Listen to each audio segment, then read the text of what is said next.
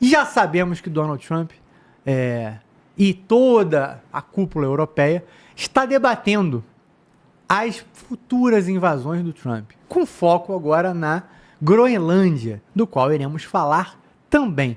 Porém, o Canadá começou a, vamos colocar assim, botar as asinhas de fora.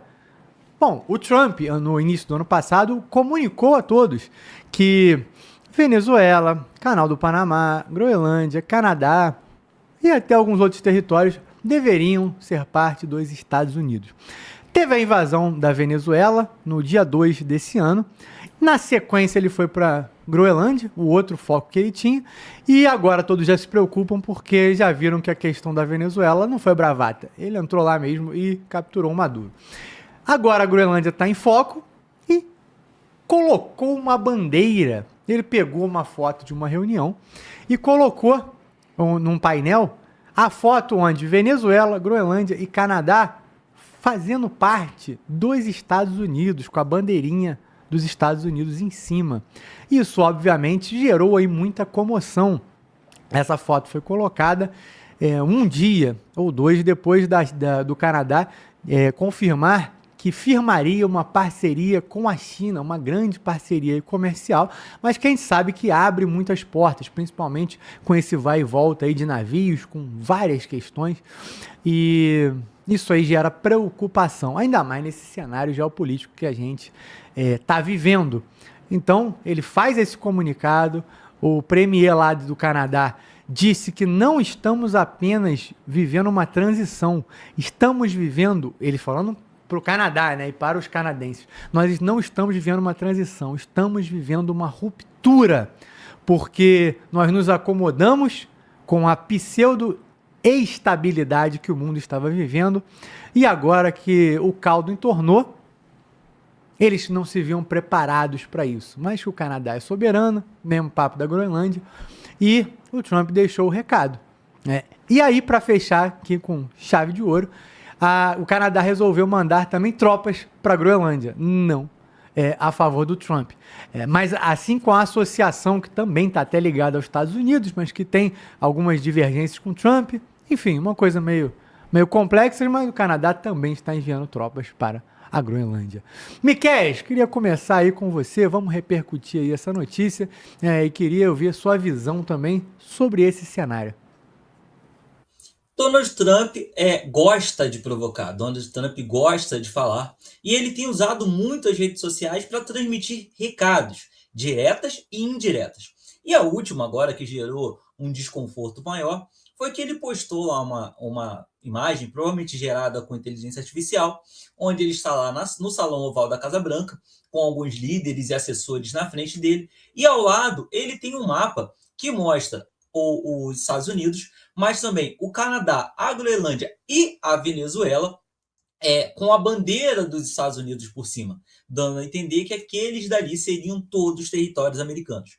Gerou um grande desconforto, né, essa questão, principalmente considerando que o Donald Trump vem falando há um tempo sobre anexar o Canadá, chamando o Canadá de mais um dos Estados Unidos, e também agora a questão da Groenlândia. O fato é que, na minha leitura, Donald Trump não precisa necessariamente tomar posse, ocupar o território com armas, com pessoal, colocando administradores dele diretamente dentro do território. Ele só precisa que esses territórios passem a aderir às suas políticas.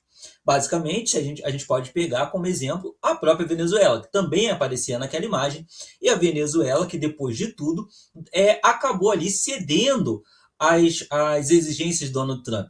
Agora ele falando que tem uma boa relação, que são amigos, e inclusive com a própria Delcy Rodrigues falando que os Estados Unidos que a Venezuela acabou de receber 300 milhões de dólares oriundos da venda de petróleo, que não está mais sancionado e podendo ser vendido pelos Estados Unidos e para os parceiros dos Estados Unidos, e inclusive com agora os bancos daquele país transacionando em dólar, coisa que a Venezuela ficou muito tempo sem conseguir fazer. O próprio Diosdado Cabello, que também era um elemento sancionado pela administração americana, hoje já está com uma postura muito diferente. Quando nós pegávamos os vídeos e fotos de Diosdado Cabello antes do saque de Maduro, do Maduro ser retirado da Venezuela, nós tínhamos ali um Diosdado Cabello que usava uma roupa, digamos assim, pré-militar.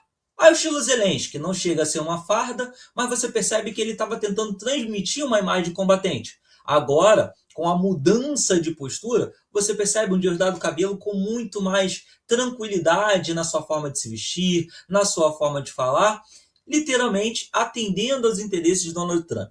Então, o que eu vejo com relação ao Canadá, Groenlândia, é literalmente a mesma coisa. Donald Trump percebeu que o mundo estava muito em paz, porém, essa paz não era uma paz de fato. Se alguém resolvesse testar o sistema, principalmente os parceiros dos Estados Unidos não estariam prontos para isso. Então, essas provocações de Donald Trump vão muito mais no sentido de fazer as pessoas se movimentarem para atender aos interesses americanos do que, de fato, os Estados Unidos tomarem aquele território para si. Como eu falei, a Venezuela é um grande exemplo disso. Os Estados Unidos fizeram, sim, uma ação pontual contra a Venezuela e isso fez toda a diferença, mudou totalmente a postura daquele país hoje. Então, com relação à Groenlândia e Canadá, as coisas vão seguir no mesmo sentido. E, mas o Canadá agora está fazendo um tratado comercial com a China. E daí? Vejam que o próprio Donald Trump fez um acordo com a China para que a China passasse a consumir mais soja americana. O mesmo Donald Trump que sanciona a Rússia e outros países que negociam com a Rússia, o próprio Estados Unidos negocia e compra material nuclear para suas usinas diretamente da Rússia. 35% hoje do material nuclear americano é produzido e vendido pela Rússia para os Estados Unidos. Então a globalização ela exige isso. Ela é natural que, mesmo havendo conflitos comerciais ou até uma tensão militar entre países, os acordos econômicos, essas coisas, vão continuar fluindo, vão continuar funcionando. Então, o Canadá, apesar de assumir uma postura de discutir com os Estados Unidos, muitas das vezes vai muito mais no interesse de garantir que a classe política daquele país transmita um recado para os seus, do que, de fato, o país esteja deixando de atender aos interesses dos Estados Unidos. Ou seja, é tudo garganta. No final, eles estão falando, demonstrando apoio, fazendo aquele circo que é natural da ONU. Todo mundo falando, gritando, discutindo, reclamando, fazendo cartinha, moção de repúdio. Mas nada concreto, nenhuma ação que impeça os interesses americanos. E esse envio de tropas, todas essas reclamações, toda essa provocação na internet, no final, continua atendendo aos interesses dos Estados Unidos, principalmente que é militarizar a Groenlândia através dos próprios Estados Unidos ou de seus parceiros. Muito bom, Miquel. Carcará, quero te ouvir. Opa! Rapaz, o que é que o Trump está fazendo, né? O Trump, algumas coisas, ele está certíssimo. Uma delas é não subsidiar mais o mundo, né, cara? Não é ficar bancando o mundo para fazer o que queria. A ONU era o maior sugador de recursos dos Estados Unidos. Perdeu a boquinha. Atitude acertada do Donald Trump. A Europa sugava os governos americanos de tudo que é jeito. Ou seja, os Estados Unidos têm muito problema social devido ao americano querer ser o dono do mundo, querer ser o pai e a mãe do mundo, bancar tudo que é vagabundo e tirando do povo americano, pô. O Trump simplesmente cortou isso aí, você vê ele pulando para lá igual pipoca. Quanto à Groenlândia, vou dar minha oposição de novo. É ilegal e imoral se ele fizer isso na Barra. Não precisa, porque o americano tem mais de 14 bases lá, 20, que são autorizadas para ele ficar lá. Então, o trauma não é a defesa. Ele reocupar as bases e fazer um tratado de comércio e pegar terras raras, tal, dividir com o povo local, com a Dinamarca, com a União Europeia, se for o caso, né? Ponto. Essa é a minha visão. Eu acho que ele não vai usar força para isso. Ele não precisa, porque vai ficar chato. Porque, cara, nunca foi proibido o governo Trump ir para a Groenlândia. É o único país do mundo que tem acesso a 20 bases, 22 bases lá. As bases estão todas desocupadas. Por quê?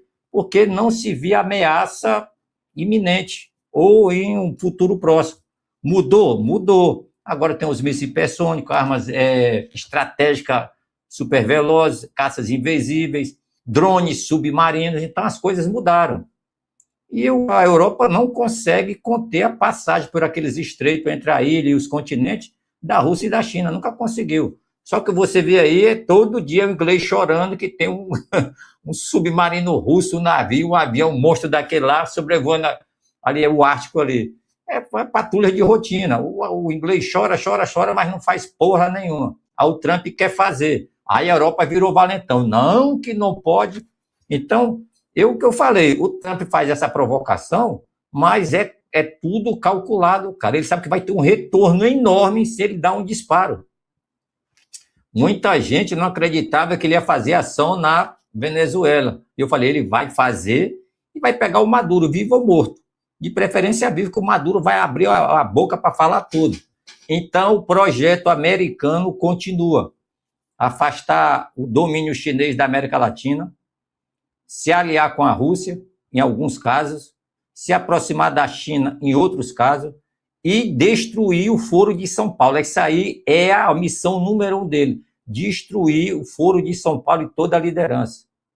É tanto, como meu amigo Miquel falou, o Diosdado Cabello está indo até para a igreja agora. Tem até uma foto dele na missa louvando ao Senhor. Olha só o que é que os Night Stalk não conseguiram, né, cara? Coisa que os pastores rezando aqui, liberte a Venezuela, o americano foi lá, mandou meia dúzia de anjo Miguel, igual Deus fez no passado, resolveu o problema do capeta. Todo mundo se convertendo agora à paz e à alegria e à harmonia da selva. Diosdado Cabello de palitozinho, passa pelo pessoal, paz do Senhor, quem diria, né, rapaz? E tem gente pirado com isso, pirado, porque o Maduro e o Diosdado Cabello não estão fudendo a população. Eu espero que a extensão da política externa americana chegue no Irã e faça um tipo de ação muito rápida e tire os ayatolá daquele país. É o país mais sanguinário do planeta. Quem defende ayatolás e aquele regime é um débil mental, é um psicopata e um amante de ditadores incubado e não confessa isso. Sabe, senhores? Os entendedores entenderão.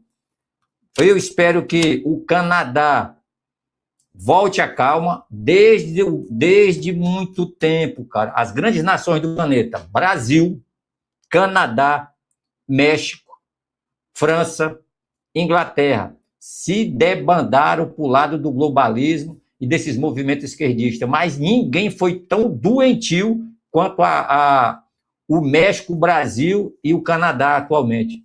Inclusive, reza a lenda que o ex-primeiro-ministro, o Trudeau, ele é filho do Fidel Castro. Se você pegar a imagem dele e do Fidel Castro quando era novo, é muito semelhante.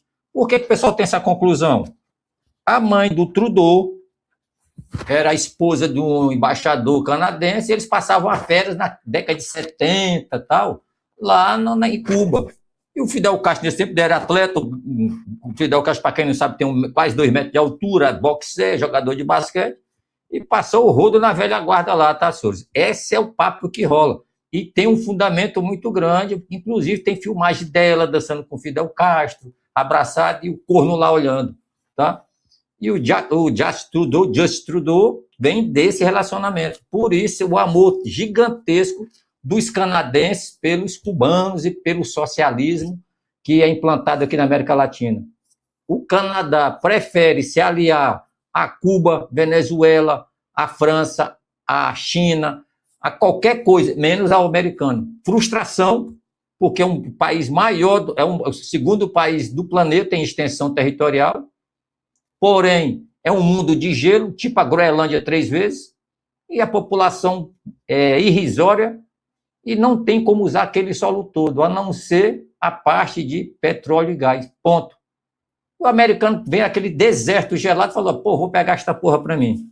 Bom, na minha opinião, os Estados Unidos, caso consiga pegar o Canadá, será o maior ganho político da história da humanidade.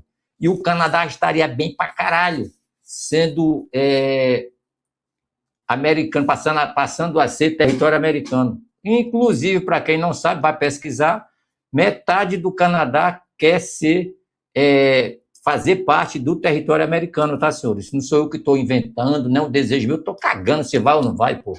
Estou explicando que essa é a real situação. Uma parte lá fala o inglês e outra parte fala o francês.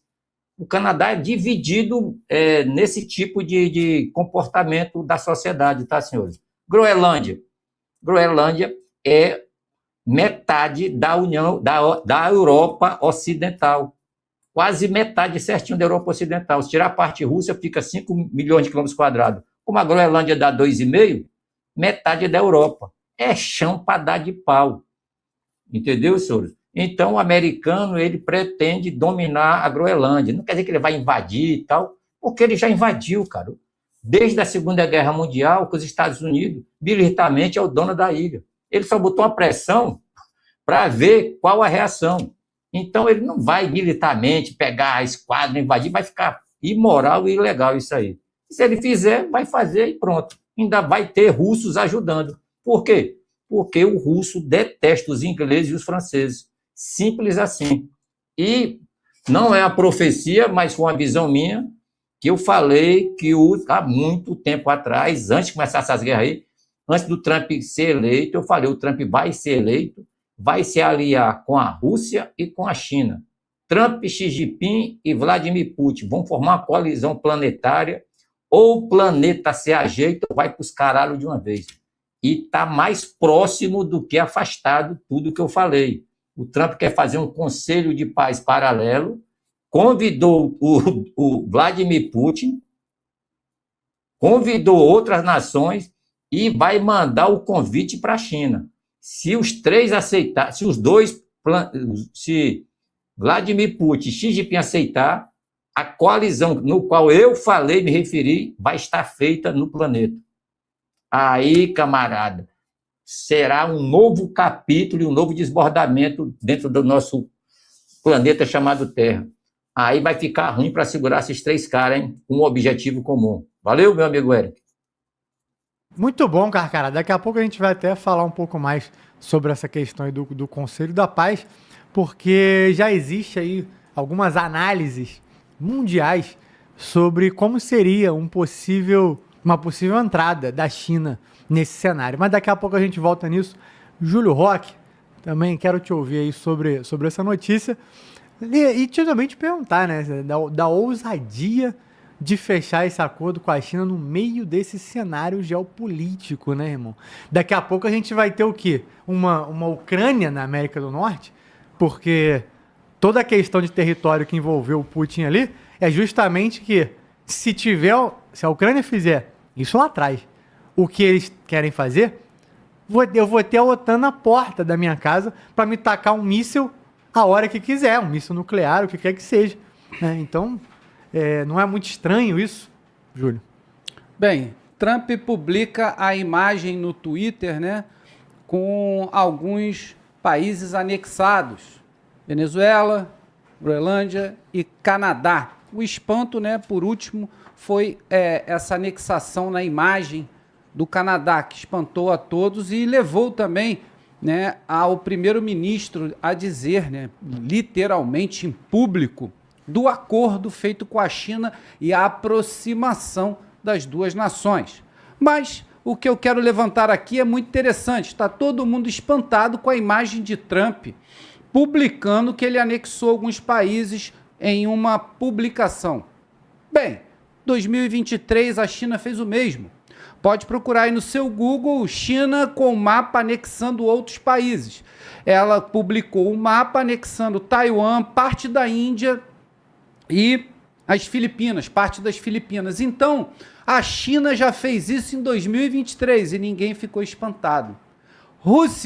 A Rússia, né, com a guerra da Ucrânia, há menos de alguns meses atrás, publicou, né, uma imagem do território russo, já incluindo a Crimeia, parte do Donbass, enfim, toda a área conquistada já está como território russo nos mapas. E ninguém falou nada.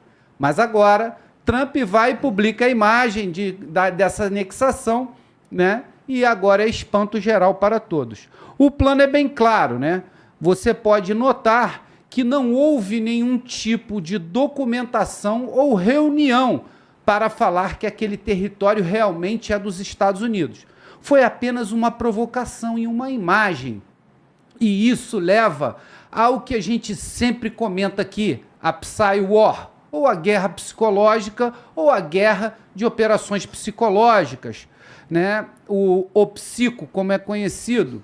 Então, essa narrativa, essa guerra de narrativa, leva a opinião pública a apoiar o seu objetivo. E é exatamente isso que as grandes nações sempre fizeram, né, para conquistar seus objetivos, e não podia ser diferente agora com Donald Trump. Então, esse expansionismo ou imperialismo, ou chame como quiser, ele sempre houve no mundo, né, durante todo o período, mas agora, como está acontecendo, por um lado que não fazia nada, como disse o Carcará, um lado que só simplesmente bancava, né, a Europa como um todo em termos de defesa. Para você ter uma ideia, o investimento de defesa, se você fosse como um aluguel de segurança, como acontece nas milícias do Rio de Janeiro, você paga um valor para que você fique seguro.